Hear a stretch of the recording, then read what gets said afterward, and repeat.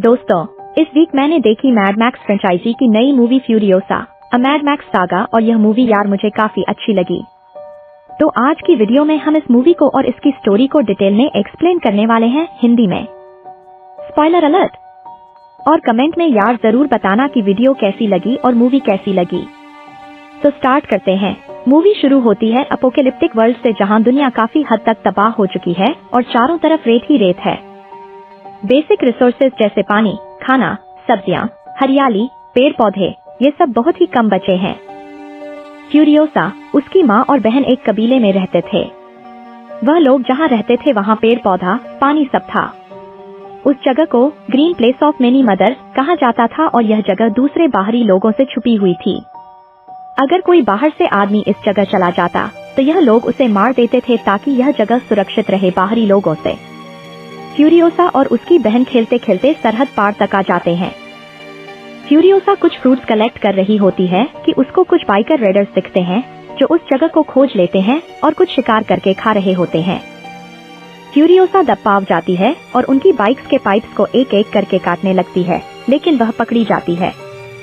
वह चिल्लाती है, भागने की कोशिश करती है और उसके गले में एक सीटी होती है और वह उस सीटी को बहुत तेजी से बजाती है।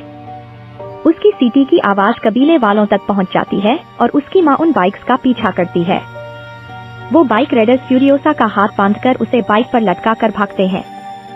उसकी माँ घोड़े पर बैठकर उनका पीछा करती है। उसके पास एक गन होती है जिससे वह एक एक करके कई सारे रेडर्स को मार देती है। लेकिन एक आदमी फाइनल डेस्टिनेशन तक पहुंच जाता है, जहां पर उसके बाइकर साथी और उसका सरदार था। यह कबीला बाइकर्स का था और उनका सरदार एक पागल संकी आदमी था जिसका नाम डिमेंट था। वो बाइकर जो फ्यूरियोसा को किडनैप करके लाया था, वह डिमेंट के पास जा रहा होता है ग्रीन प्लेस का रास्ता बताने, जहाँ पेड़ पौधे हैं, पानी है, सब है, और फ्यूरियोसा को भी उसके हवाले करने। वह ऐसा इसलिए कर रहा होता है ताकि सरदार डिमेंट की नजरों में उसकी इज्जत बढ़े और वह नाकारा ना समझा जाए। वह बाइक से जा रहा होता है कि फ्यूरियोसा उसकी बाइक में एक रॉड फंसा देती है और वह बाइकर का गला फंस के आधा कट जाता है। वह अधमरा हो जाता है। दूसरे लोग उसको उठा के डिमेंट के पास ले जाते हैं, लेकिन वह कुछ बोल नहीं पाता और मर जाता है। लेकिन डिमेंट फ्यूरियोसा को रख लेता है। वो उसे सेफ रखता है और खाने पीने को भी देता है।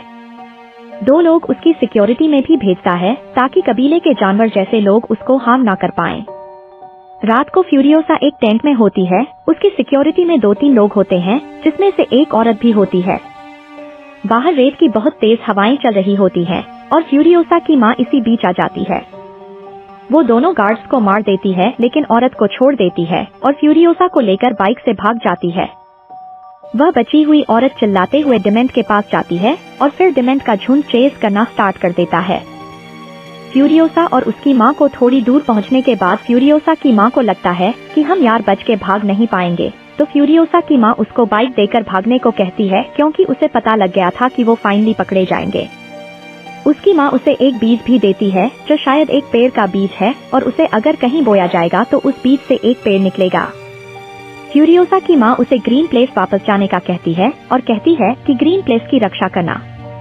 और यह इमोशन मूवमेंट के बाद फ्यूरियोसा की माँ उसे बाइक से आगे भेज देती है और वह वापस रेडर्स की तरफ आ जाती है। वह रेडर्स को एक एक करके गोली से मारने लगती है। गोलियों की आवाज सुनकर फ्यूरियोसा वापस आ जाती है और रोते हुए अपनी माँ को देखती है, जिसको डिमेंट के लोगों ने पकड़ रखा है। उसको बांध रखा है और वह उसे जला रहे हैं। डिमेंट उसकी माँ से बार बार ग्रीन प्लेस का रास्ता पूछता है, लेकिन वह बताती नहीं और फाइनली वह उसे मरवा देता है। फ्यूरियोसा की आंखों के सामने डिमेंट फ्यूरियोसा को बंदी बना के रखता है। हालांकि वो उसके साथ कुछ गलत नहीं करता। डिमेंट सोचता है कि कभी ना कभी उसे ग्रीन प्लेस का रास्ता पता चल ही जाएगा। फ्यूरियोसा, डिमेंट और उसका बाइकर झुंड कहीं जा रहे होते हैं कि उन्हें आसमान में एक लाल सिग्नल दिखाई देता है। वो सिग्नल का पीछा करते हुए एक आदमी तक पहुंचते हैं जो खुद को मरा हुआ समझ रहा है। वो आदमी पूछता है, क्या मैं स्वर्ग में हूँ? तो डिमेंट बोलता है कि हम भी एक स्वर्ग सी जगह की तलाश कर रहे हैं, जहाँ पर खाना है, पानी है, हर चीज भरपूर मात्रा में है। तो वह आदमी बोलता है, ऐसी जगह जहाँ हर चीज भरपूर मात्रा में है, वह जगह तो सिटाडेल है। वहाँ पानी है, सब्जियां हैं, हरियाली है, सब है। और यह सुनकर डिमेंटस का झुंड सिटाडेल की तरफ निकल जाता है। सिटाडेल एक किले की तरह है जहां वॉरलॉर्ड इमोर्टन जो राज करता है। इमोर्टन जो आपने mad max fury road movie में देखा होगा। सिटाडेल में इमोर्टन जो की बहुत सारी बीवियां हैं जिनसे वह बच्चे पैदा करता है। लड़का हुआ तो वो उनको खिला पिलाकर बड़ा करता है ताकि वह बड़े होकर उसके लिए लड़ सके, और अगर लड़की हुई तो खचाक। इमोर्टन जो की एक बहुत बड़ी आर्मी होती है वॉर बॉयज की, जिनका ऐसा ब्रेन वॉश किया जाता है कि अगर वो इमोर्टन जो के लिए लड़ते हुए मरेंगे तो उन्हें जन्नत मिलेगी। खैर, डिमेंटस अपने झुंड को लेकर सिटाडेल पहुंच जाता है और इमोर्टन जो को ललकारता है, और फिर इमोर्टन जो की आर्मी डिमेंटस के झुंड पर इतना तगड़ा अटैक करती है कि डिमेंटस और उसकी आर्मी को भागना पड़ता है। अब हारा हुआ डिमेंटस एक दूसरा प्लान बनाता है। इमोर्टन जो के कंट्रोल में सिटाडेल के अलावा 2 और जगह थी, एक थी गैस टाउन और एक थी Bullet Farm. Gas Town basically एक रिफाइनरी थी जहां पे गैसोलीन, डीजल, ये सारी चीजें प्रोड्यूस होती थी, ठीक है। और वो गैसोलीन का सिटाडेल में यूज होता था गाड़ियों के लिए, पानी के लिए, ठीक है, और भी बहुत सारी मशीनें चलाने के लिए। और जो दूसरी जगह थी जो इमोर्टन जो के कंट्रोल में थी, वो जगह थी बुलेट फार्म। वहां पे हर तरह के हथियार बनाए जाते थे, बॉम्ब, बारूद और बंदूकें। गैस टाउन पर जो राज करता था वो इमोर्टन जो का भाई था। तो डिमेंटस एक नया प्लान बनाता है गैस टाउन को हथियाने का। डिमेंटस और उसकी आर्मी गैस टाउन पे अटैक करती है और उसको कब्जे में ले लेती है। फिर वो इमोर्टन जो से सौदाबाजी करते हैं। डिमेंटस डिमांड करता है कि आधा टैंकर गैसोलीन के बदले उन्हें एक टैंकर पानी चाहिए, खाना चाहिए, आलू, कीड़े, प्रोटीन के लिए। उन्हें यह सारी चीजें चाहिए और अगर यह उन्हें नहीं दिया गया तो वह गैस टाउन को उड़ा देंगे और सिटाडेल का गैसोलीन का सोर्स खत्म हो जाएगा। इमोर्टन जो को सौदा मानना पड़ता है, लेकिन वो फ्यूरियोसा को देखता है डिमेंटस के साथ और उसे एक्सचेंज करने के लिए बोलता है। डिमेंटस फ्यूरियोसा को इमोर्टन जो को दे देता है। इमोर्टन जो फ्यूरियोसा को अपनी बीवियों के साथ रखता है ताकि वह किसी दिन बड़ी हो जाए और उसके लिए बच्चे पैदा कर सके। एक रात फ्यूरियोसा वहां से भाग जाती है। वह अपने बाल काट लेती है और एक गूंगा लड़का बनके अगले कई सालों तक सिटाडेल में रहती है। वह मैकेनिक का काम सीखती है और सिटाडेल में ही इमोर्टन जो के लिए एक लड़का बनके काम करती रहती है। अब कहानी आगे बढ़ती है।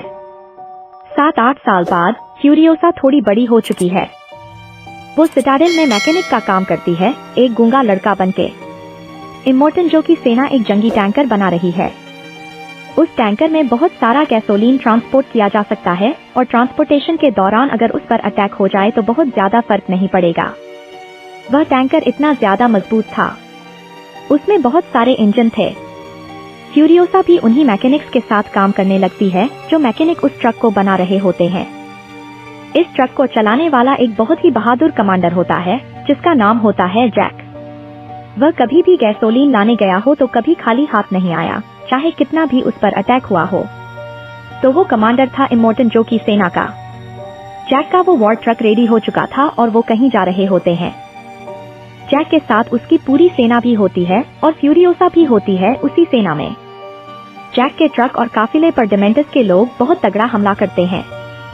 और भाई, क्या एक्शन सीक्वेंस था यार। ये कोई पैराशूट लेकर आ रहा है, कोई प्लेन जैसा बनाकर कुछ आ रहा है। इस अटैक में बहुत सारे लोग मारे जाते हैं। बहुत तगड़ा एक्शन सीक्वेंस होता है। फ्यूरियोसा बहुत ही बहादुरी से लड़ती है और फाइनली हर कोई मारा जाता है। सिर्फ जैक और फ्यूरियोसा ही बचते हैं इस अटैक के बाद।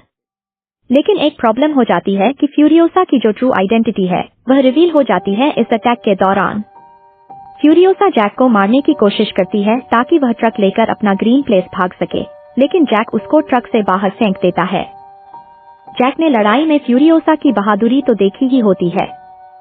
फाइनली जैक उसके पास वापस आता है, उससे बात करता है और फाइनली उसे अपना सेकंड इन कमांड बना लेता है। वह फ्यूरियोसा को ट्रेनिंग देता है और वह कई मिशन एक साथ करते हैं। दोनों एक दूसरे से प्यार करने लग जाते हैं और एक दिन साथ में भागने का वादा भी करते हैं। उधर गैस टाउन में डिमेंटस के खराब रूल की वजह से सब तबाह हो रहा था। इमोर्टन जो उसको खाना पानी तो भेज रहा था, लेकिन उधर से गैसोलीन नहीं आ रहा था। इससे परेशान होकर इमोर्टन जो गैस टाउन पर अटैक करने का डिसाइड करता है। वह जैक और फ्यूरियोसा को बुलेट फार्म भेजता है जहां बहुत सारे बारूद, बम्स और वेपन्स बनाए जाते हैं। जैक और फ्यूरियोसा का काम होता है कि वह बहुत सारे बारूद और वेपन्स बुलेट फार्म से लेकर आएं ताकि इमोर्टन जो की आर्मी डिमेंटस पर अटैक कर सके। जैक और फ्यूरियोसा बुलेट फार्म पहुंचते हैं, लेकिन वहां जाकर देखते हैं कि वहां के सारे लोग ऑलरेडी मारे जा चुके हैं। तो हुआ यह था कि जैक और फ्यूरियोसा के पहुंचने से पहले ही डिमेंटस ने बुलेट फार्म पर अटैक कर दिया था और पूरे बुलेट फार्म को अपने कंट्रोल में ले लिया था। अब लड़ाई शुरू होती है जैक और फ्यूरियोसा की आर्मी और डिमेंटस की आर्मी के बीच। बहुत देर तक लड़ाई चलती है, सारे लोग मारे जाते हैं, लेकिन जैक और फ्यूरियोसा वहां से बचकर निकल भागते हैं। डिमेंटस और उसका झुंड उन दोनों का पीछा करता है और फाइनली उन्हें पकड़ लेता है। डिमेंटस फ्यूरियोसा को एक हाथ में चेन बांधकर उसको हवा में लटका देता है और उसकी आंखों के सामने जैक को बाइक से बांधकर घसीट कर मार देता है। रात को फ्यूरियोसा अपना बंधा हुआ हाथ काटकर भाग जाती है और सिटाडेल पहुंचती है। वहां पहुंचकर वह एक मैकेनिकल प्रोस्थेटिक हाथ बनाती है और अपने हाथ में पहन लेती है। अब टाइम था फाइनल शो का। डिमेंटस पहले ही गैस टाउन और बुलेट फार्म पर अपना कब्जा कर चुका था और अब उसकी आर्मी बढ़ रही थी सिटाडेल की तरफ एक फाइनल अटैक करने, सिटाडेल पर कब्जा करने के लिए। लेकिन सिटाडेल का किला छोटा मोटा नहीं है, उसको भेदना बहुत ही मुश्किल था। तो जंग शुरू होती है दोनों आर्मी के बीच में, डिमेंटस की आर्मी और इमोर्टन जो की आर्मी। यह जंग 40 दिनों तक चलती है। इस जंग में डिमेंटस की आर्मी पूरी तरह खत्म हो जाती है और फाइनली 40 दिन के बाद डिमेंटस 4-5 लोगों के साथ जंग से भाग जाता है। फ्यूरियोसा उसका पीछा करती है। वह एक एक करके उसके साथियों को मार देती है और डिमेंटस को फाइनली पकड़ लेती है अकेले में सुनसान रेगिस्तान के बीच में। लेकिन डिमेंटस बहुत ही बड़ा साइक होता है, उसको मरने का कोई डर नहीं होता। वह फ्यूरियोसा को ताना मारता है और बोलता है कि तुम मुझे कैसे भी मार दो, मुझे बिल्कुल दर्द नहीं होगा। फ्यूरियोसा उसको गोली मार सकती थी, उसको कार से बांधकर घसीट सकती थी, उसे जला सकती थी, लेकिन ये सारे तरीकों से डिमेंटस शायद नहीं डरता। डिमेंटस फ्यूरियोसा को बोलता है कि हम दोनों पहले ही मर चुके हैं। अगर तुम मुझे गोली मारोगी तो मुझे पता भी नहीं चलेगा कब मुझे गोली लग जाएगी और मैं नर्क में पहुंच जाऊंगा। तो फिर फ्यूरियोसा ने डिमेंटस को कैसे मारा होगा? और फाइनली ये पता चलता है कि फ्यूरियोसा ने उसे बहुत ही दर्दनाक मौत दी थी।